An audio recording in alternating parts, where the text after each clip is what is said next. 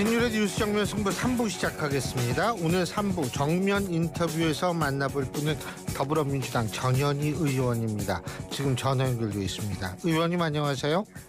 안녕하세요. 반갑습니다. 예. 전 의원님은 법조인 출신이시고 그러니까 네. 오늘 전국 법관 대표 회의가 있었는데 이게 뭐 아무런 결론 없이 끝났습니다. 이거 어떻게 보십니까?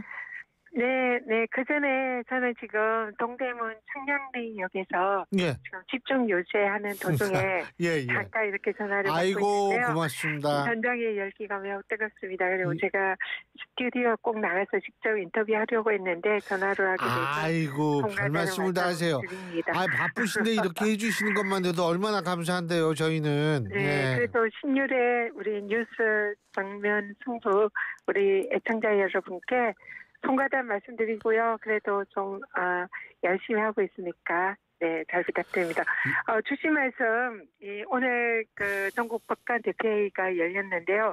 이번 이 회의가 열리게 된 배경이 대선 국민의 주권자의 시간인 대선 기간 한가운데에 유력 야권 유력 주자인 이재명 후보에 대해서 정말 그동안의 관행과 절차 를 무시한 그런 우리 이재명 후보의 사실상 대선 후보 자격을 박탈하는 이런 대법원의 판결이 이게 과연 사법부의 이런 정상적인 판결이 맞는가, 이 사법부의 신뢰를 훼손하는 거 아닌가, 국민의 주권 행사를 방해하는 거 아닌가, 이런 이제 많은 비판이 있었습니다.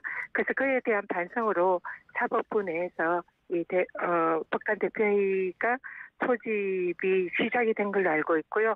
근데 그 와중에 그렇다면 이런 대법원 판결에 대해서 이를 비판하고 또 여기에 대해서 법이라든지 이런 걸로 사법부 개혁을 하려는 이 국회 입법부의 시도가 사법부 독립을 또 훼손하는 거 아닌가 이런 반대적인 입장도 있었습니다. 그래서 이 두 가지 입장에 대해서 법관들이 사법부 내부에 과연 어떤 것이 사법부의 독립을 침해하고 또 사법부의 개혁이나 이런 것을 어떻게 해야 하는가 이런 내부의 자정을 하려는 그런 의미 있는 회의였다 생각하고요. 그렇지만 대선 한가운데 또 개최가 되기 때문에 역시 또 정치적으로 해석될 여지가 있기 때문에 아마 오늘은 결론을 내지 않고 대선 이후로 그 결론을 내는 것을 미룬 걸로 이렇게 생각이 듭니다. 잘한 결정이라고 보세요? 일단은 어떤 결론을 내더라도 정치적인 이런 결론이다라고 할 가능성이 높기 때문에 시기를 고려해서는 대선 이후로 미루는 것이 적절했다 이렇게 생각합니다. 예. 자, 이제 대선까지 8일 남았는데, 그죠? 네. 근데 이제 오늘인가요? 더불어민주당이 얘기했던 그러니까 일부 의원들이 얘기를 했던 대법관수 증원 문제라든지 아니면 비법조인 출신 대법관 이런 거는 전부 철회를 했죠. 그죠? 네네, 그렇습니다. 이거 잘한 건가요? 어떻게 보세요? 네, 잘한 결정이다 생각하고요. 그 법안은 민주당의 당론이나 후보의 공약이나 이런 거랑 전혀 상관없이 개별 의원이 헌법기관으로서 발의를 한 법안이고 또 거기에 대해서 민주당 전체가 뭐 공론화하거나 찬성한 바는 없는 그런 법안입니다. 그런데 괜히 이런 법안으로 오해를 살 수 있고 또 그게 민주당 전체 입장이냐 그렇게 또 선거 국면에서 왜곡될 소지도 있기 때문에 그런 오해의 소지를 없애기 위해서 철회를 한 것은 잘한 결정이다 이렇게 생각합니다. 알겠습니다. 한국갤럽이 지난 20일부터 22일까지 전국 18세 이상 1,002명을 대상으로 한 전화 면접 조사를 했는데 물론 자세한 내용은 중앙선거여론조사 심의위원회 홈페이지를 참조하시면 되시는 여론조사를 보면 이재명 후보는 지난주 대비 6%포인트 하락해서 45%, 그리고 김문수 후보와 이준석 후보 지지율은 전주 대비 각각 7%포인트, 2% 5%포인트 상승해서 36%, 10%로 조사가 됐는데 이제 9% 차이밖에 안 나는 거죠. 이런 현상이 왜 발생하고 있다고 보십니까? 네, 이건 자연스러운 흐름이다 생각하고요. 원래 이제 내란이 일어난 직후에는 사실상 이런 내란과 비상계엄에 대해서 보수 지지자들일지라도 사실상 부끄러워하고 자신이 보수임을 드러내는 것을 좀 꺼려했던 그런 샤이 보수층이 좀 더 많아졌다 이렇게 생각하고요. 근데 선거가 이제 가까워 올수록 다시 한번 그런 보수 결집 현상이 일어나고 있다 이렇게 생각하고요. 이것은 처음부터 예측할 수 있는 그런 흐름이었습니다. 그래서 뭐 지난 박근혜 탄핵 때도 마찬가지로 그런 흐름을 보였고 결국은 선거 막판에서는 보수가 결집하는 그런 결과가 있었지 않습니까? 그래서 지금은 이제 투표가 다가올수록 보수나 진보나 각자 기존의 자기 지지층에 결집하는 그런 흐름이 있는 것이고 그런 흐름을 반영한 것이기 때문에 충분히 저희 당도 이런 것을 예측하고 대응을 하고 있다 이렇게 말씀드리겠습니다. 그 민주당은 애초에 이번 선거를 내란 옹호 세력 대 헌정 질서 수호 세력의 구도로 이걸 계속 좀 몰고 가려고 했던 것 같거든요. 근데 네. 이게 결국은 또 진영 대결 구도가 되는 것 아니냐 이런 얘기가 나오고 있는 것 같은데 자 그렇다면 민주당이 의도했던 선거 구도가 이게 좀 흔들리는 거 아닙니까? 어떻게 보세요? 이번 선거의 본질은 예. 그 전직 대통령인 윤석열 대통령이 현직 대통령으로서 군사 쿠데타를 일으켜서 내란을 일으키고 그것으로 인해서 초래된 그런 보궐선거입니다. 그리고 그 이후에도 윤석열 대통령이 내란 수괴 혐의로 재판을 받고 있지만 지금 여전히 풀려나 있는 상황이고 그리고 윤석열 대통령이 임명했던 그런 내각이라든지 그리고 그동안에 그 관련된 세력들이 여전히 아직도 기득권을 유지를 하고 있는 그런 상황입니다. 그렇기 때문에 이번에 이 헌정질서와 민주주의, 법치주의를 파괴했던 사상 초유의 이 현직 대통령의 내란 행위에 대해서 이것을 종식해야 되고 다시 새로운 대한민국을 만들어서 헌정 질서를 바로 세워야 한다. 이것은 이번 선거의 본질이다. 이것은 변함없는 사실이다. 이렇게 생각하고요. 그거는 뭐 우리가 계속 선거를 치르면서 국민들에게도 계속 강조하고 있는 그런 측면이기도 합니다. 그렇지만 한편으로는 그런 지난 윤석열 정권 3년 동안 대한민국의 경제나 민생이 파탄되고 우리가 선진국인 줄 알았더니 자칫하면 후진국으로 나락으로 떨어질 수도 있다. 이런 위기감이 또 존재되어 있는 그런 상황이기 때문에 헌정 질서를 바로 세우는 것도 정말 중요하지만 경제와 민생을 살려서 다시 대한민국을 정상국가로 만들고 선진국으로 도약시키는 것 이것도 매우 중대한 과제다. 그래서 이 두 개가 공존하는 그런 선거라 생각합니다. 자, 그리고 그 이재명 후보가 그 단일화가 될 것이다. 오늘도 이제 그런 얘기를 한 것 같은데, 우리 전현희 의원님도 동의하세요? 단일화. 그 김문수, 이준석 두 후보 간의 단일화 가능할 거라고 보십니까? 일단 그 이번 선거에 이제 주요 플레이어가 세 분인데요. 이재명, 김문수, 이준석. 근데 김문수 후보와 이준석 후보 입장에서는 이재명 후보에게 조금이라도 지지율 격차를 줄이기 위해서는 가장 중요한 것이 단일화 이슈다 이렇게 생각할 것 같습니다. 예. 특히 국민의힘 쪽에서는 단일화가 이번 선거에 가장 중요한 선거 전략이다 이렇게 생각하고 모든 것을 다 내어줄 테니까 후보만 빼고 단일화하자 지금 이렇게 매달리고 있는 거 아닙니까? 예. 그리고 한편 또 이준석 후보 입장에서 보면 이준석 후보는 이 국민의힘의 이 대선 후보 내지 확실한 대선 이후에 실질적인 또 당권을 잡는 이런 게 사실상 굉장히 중요한 후보다 이런 생각이 듭니다. 그렇기 때문에 양쪽의 이해관계가 분명히 일치하고 그렇기 때문에 결국은 아무리 이준석 후보가 단일화를 하지 않겠다 이렇게 부인을 하더라도 그것은 사실이 아닐 가능성이 높다 이렇게 생각하고요. 실제로 이준석 후보는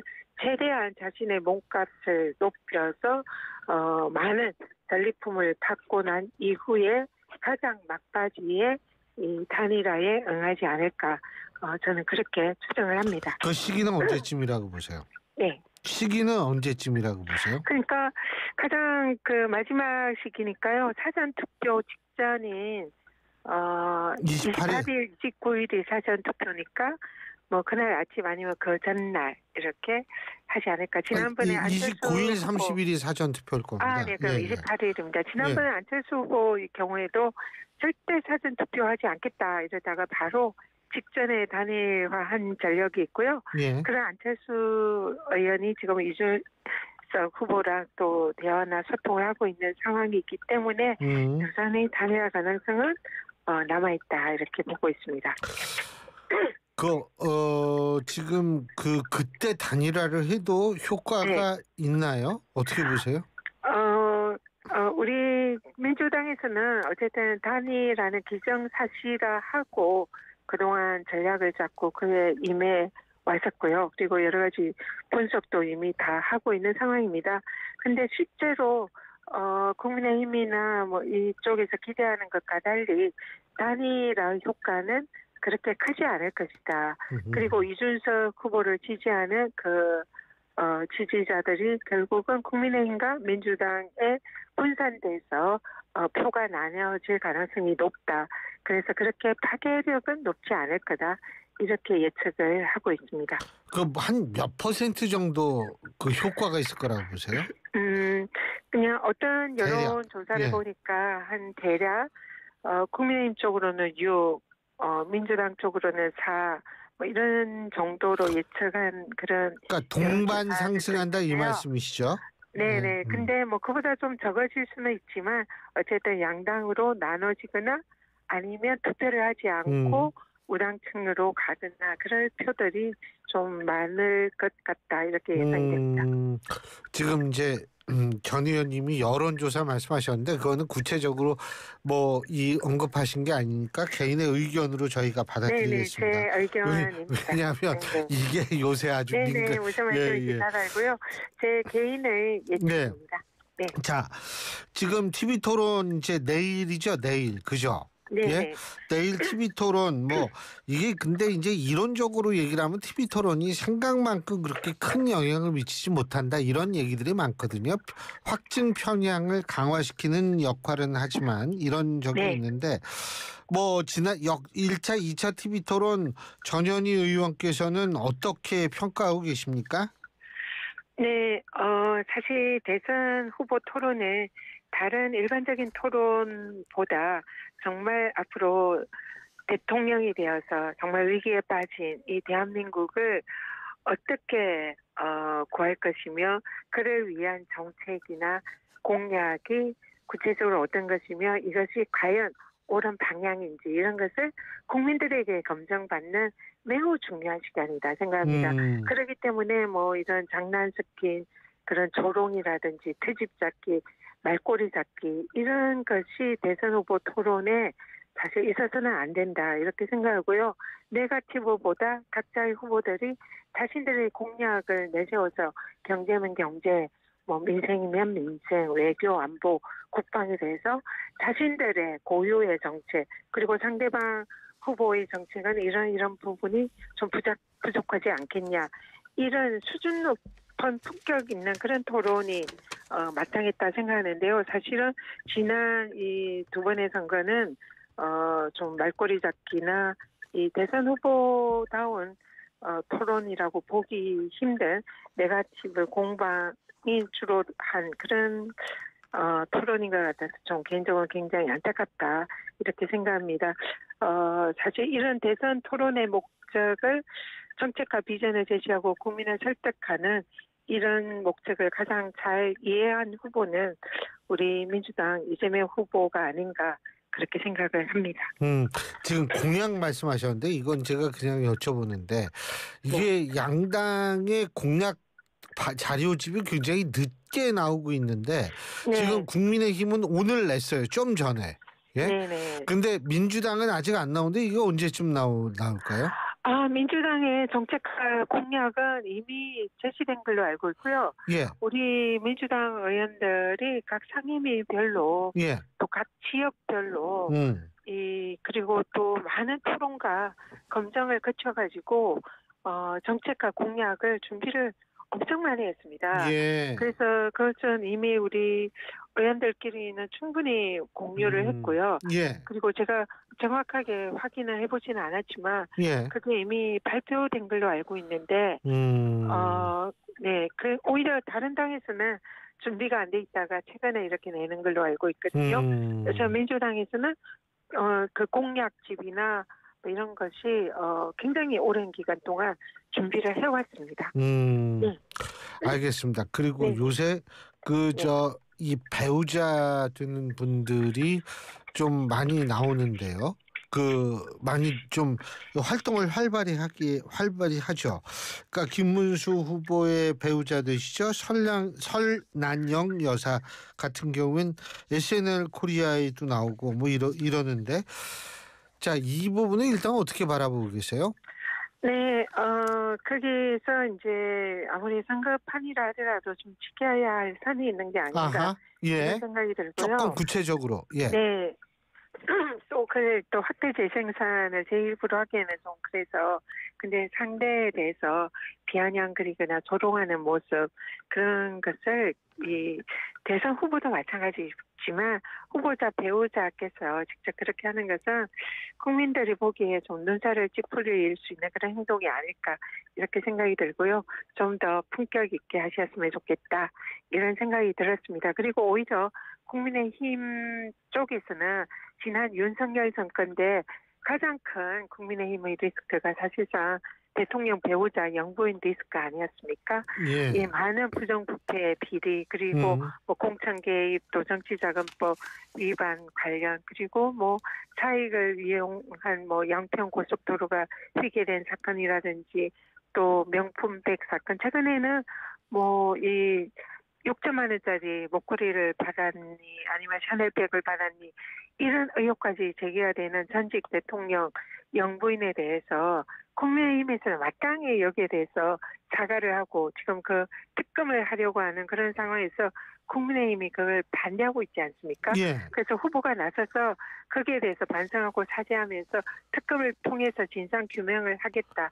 이런 태도를 보이는 것이 정말 진정성 있는 그런 태도가 아닐까 이렇게 생각합니다. 그러니까 이제 이 배우자분들이 나서가지고 선거운동하는 것까지는 좋은데 좀 뭐 비아냥대고 말이에요. 막 그러면 안 된다 이런 말씀이신 것 정말 같아요. 좀 품격 있게 했으면 좋겠다 그런 생각입니다. 알겠습니다. 이거 바쁘실 텐데 또 시간 쪼개가지고 이렇게 인터뷰도 해주시고 정말 고맙습니다. 네, 아닙니다. 다음에는 불러주시면 꼭 스튜디오에 가서 인사드리고 함께 하겠습니다. 예, 제가 늘 감사드립니다. 고맙습니다. 네. 감사합니다. 네, 고맙습니다, 교수님. 예, 고맙습니다. 네, 감사합니다. 예, 지금까지 더불어민주당 전현희 의원이었습니다. 지난해 우리나라 합계 출산율이